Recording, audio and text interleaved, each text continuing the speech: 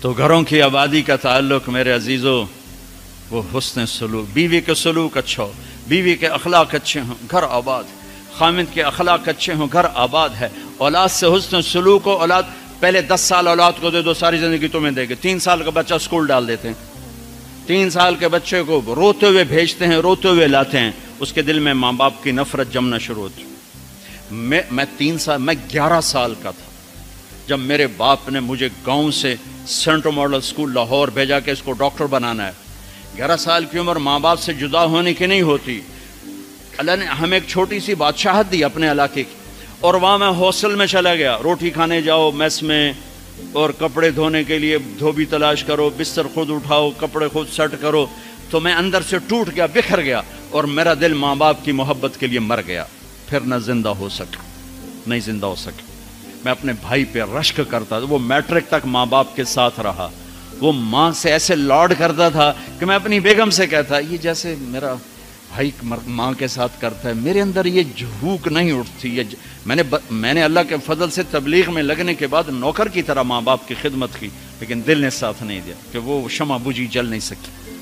آج کے ماں باپ 3 سال کے بچے کو اسکول ڈال کے کیسے کہیں کہ ہمارا بچہ ہمارا فرما بردار ہو؟ نہ ماں نے گود دی، نہ باپ نے سایہ دیا۔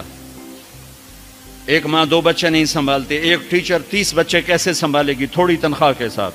تنخواہیں تھوڑی۔ ہمارے اسکول تو آج کل تعلیمی ادارے نہیں ہیں، کاروباری ادارے ہیں۔ ایک لطیفہ ہے، ایک مس نے بچوں سے کہا بچوں بولو CUP سپ، سپ سانپ، ٹھیک ہے نا، CUP سپ۔ لڑکوں نے کہا نہیں مس CUP تو کپ ہوتا ہے۔ کہا نہیں کہو CUP سپ۔ کہا نہیں مس CUP کپ ہوتا ہے۔ کہا بیٹو اتنی تھوڑی تنخواہ میں CUP سپ ہی رہے گا، کپ نہیں ہو سکتا ہے۔ تو ہمارے اسکولوں کی یہ تعظیم ہے۔ یہ اللہ کے بندے خود کروڑوں روپے کماتے ہیں اور امپلائز کو اتنا ہی بھی نہیں دیتے کہ روٹی ڈھنگ سے کھا سکے، تو انہوں نے بچوں کی تربیت کا کرنا، انہوں نے بچوں کو کیا پڑھانا؟ جو ماں بچے کے لیے نہیں تھک سکتی۔ پھر اس موبائل نے اولاد ماں باپ کو ایک دوسرے سے کاٹ کے رکھ دیا۔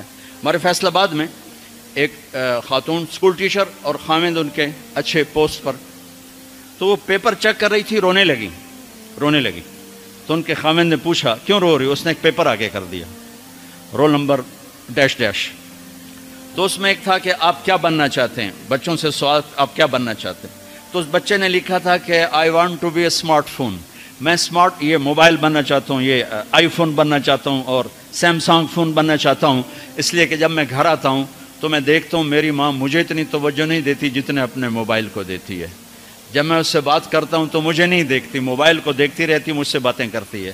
اور جب میں اپنے ابا سے بات کرتا ہوں، اپنے لیپ ٹاپ پہ بیٹھا ہوتا ہے، وہ اسے دیکھتا رہتا ہے، مجھے توجہ نہیں دیتا۔ تو اس سے اچھا ہے کہ میں انسان کی بجائے ایک موبائل فون ہوتا کہ میرے ماں باپ مجھ سے پیار تو کرتے۔ تو اس نے میاں نے کہا تو اس میں رو کیوں رہے ہو؟ کہ یہ تیرے بیٹے کا پیپر ہے، یہ میرے تیرے بیٹے کا پیپر ہے، یہ میرے تیرے بیٹے کا پیپر ہے۔ ایک اس موبائل نے ہماری زندگیوں کو تلخ کر دیا، برباد کر دیا، تباہ کر دیا۔ یہ استعمال کی چیز تھی نہ کہ ہلاکت کی چیز۔ میراسیاں نو پتر ملیا انہیں چم چم کے مار چھڑیا۔ پاکستانیوں کو موبائل ملا، ٹائلٹ میں بھی بول رہے ہوتے ہیں، ٹائلٹ میں بھی سودے کر رہے ہوتے ہیں یہ یوسف جیسے۔ اتنی تلخ زندگی، گاڑی چلاتے ہوئے موبائل، کہاں ٹکر مارو گے؟ میرے کالج کا جگری یار 2 ٹکڑے کر دیا بس والے نے اس کے پیچھے، پوری گاڑی اس پر چڑھا دی۔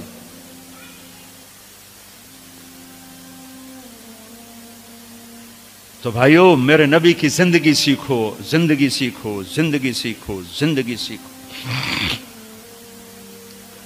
تو یہ نکاح سے متعلق چند باتیں ہیں جو میں کہا کرتا ہوں، یہ عام طور پہ ہمارے سامنے نہیں ہیں۔ ضبط، برداشت۔ اگر زندگی کو نکھارنا ہے، ضبط کرنا سیکھو، برداشت کرنا سیکھو، غصے کو پینا سیکھو۔ یغلبن الکریم ویغلبہن اللئیم۔ اللہ اکبر۔ میرے نبی نے فرمایا اخلاق والے پہ بیویاں غالب آ جاتی ہیں اور بد اخلاق بیویوں پہ غالب آ جاتے ہیں۔ لأن أكون مغلوبا كريما أحب إلي من أكون غالبا لئیما، میں اخلاق والا بن کے بیوی سے دب کے رہوں، یہ مجھے پسند ہے اس بات سے کہ میں بد اخلاق ہو کر، کمینہ ہو کر بیوی پہ غالب ہوں۔ لئیم بد اخلاقی کی آخر جس کو ہم کمینہ کہتے ہیں۔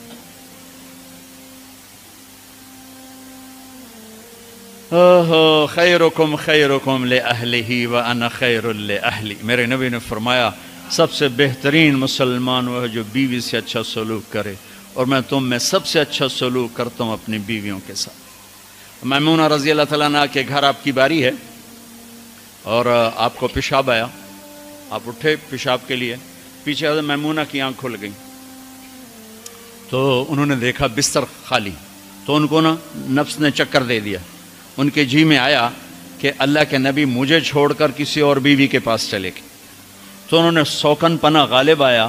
سوکن تو سوکن ہی ہوتی ہے، سو کن یہ دو لفظ ہیں، سو کن، سو عدد ہے، کن کسے کہتے ہیں؟ یہ جو لوہار جب لوہے کو اس پر تیز کر رہا ہوتا ہے نا اپنے اس پر ہتھیار پر، تو اس سے شرارے نکلتے ہیں، لوہے کے باریک ذرے نکلتے ہیں، تو وہ باریک ذرہ جو آنکھ میں جا پڑے اس کو کن کہتے ہیں۔ وہ اتنا تیز ہوتا ہے کہ ایک آنکھ میں چلا جائے تو آدمی بے قرار ہو جاتا ہے، تو دوسری بیوی کو کہتے ہیں 100 لوہے کے ذرے جیسے کان میں آنکھ میں پڑ جائیں تو اس سے جتنی تکلیف ہوتی ہے، تو 100 کن تھی، انہوں نے کہا تھا مجھے چھوڑ کے دوسری بیوی، اور خیال تھا حضرت عائشہ کنڈی لگا تھی، اللہ کے نبی واپس آئے تو دروازہ بند، آپ نے دستک دی، میمونہ میں ہوں، دروازہ کھولو، کہا میں نہیں کھولتی۔ ہم نے کہا کیا ہوا؟ کہا مجھے چھوڑ کے دوسری بیوی کے پاس جاتے ہیں، باری میری ہے۔ آپ نے کہا اللہ کی بندی، انی حاقن، اب مجھے زور کا پیشاب لگا تھا میں اس لیے گیا تھا۔ کہا نہیں کوئی پیشاب نہیں ہے، مجھے پتا ہے۔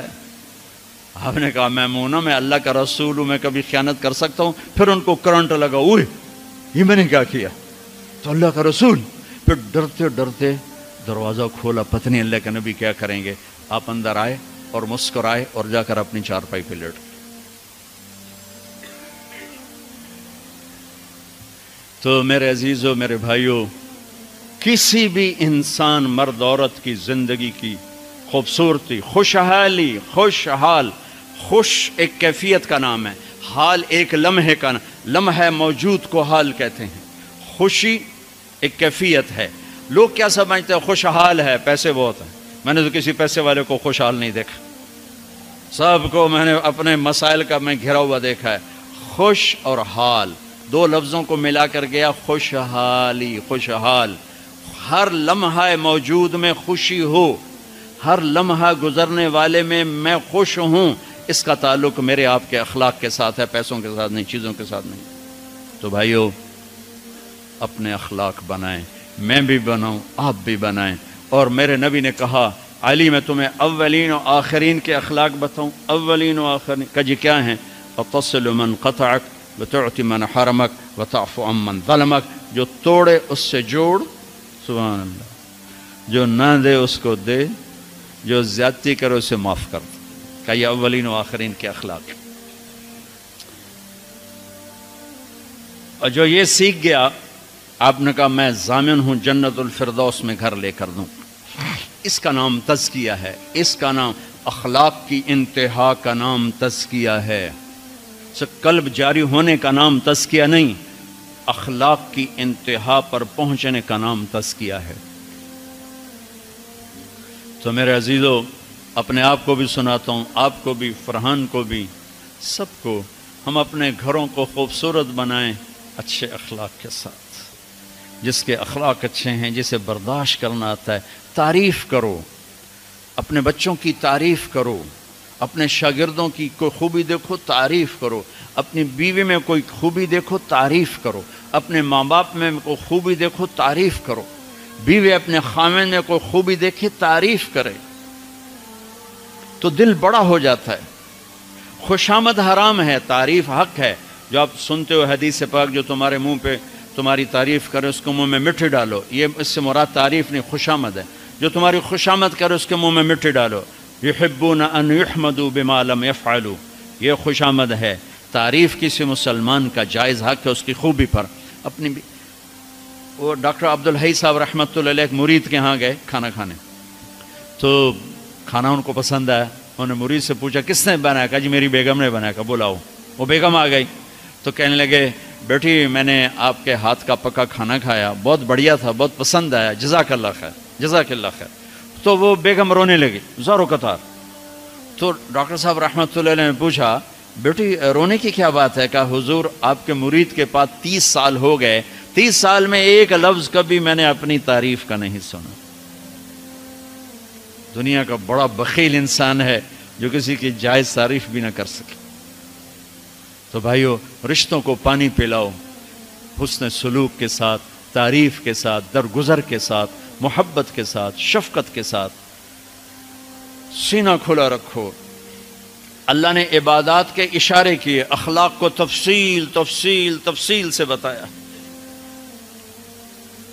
تو اللہ تعالیٰ میرے بھی اخلاق اچھے کر دے، آپ کے بھی اچھے کر دے۔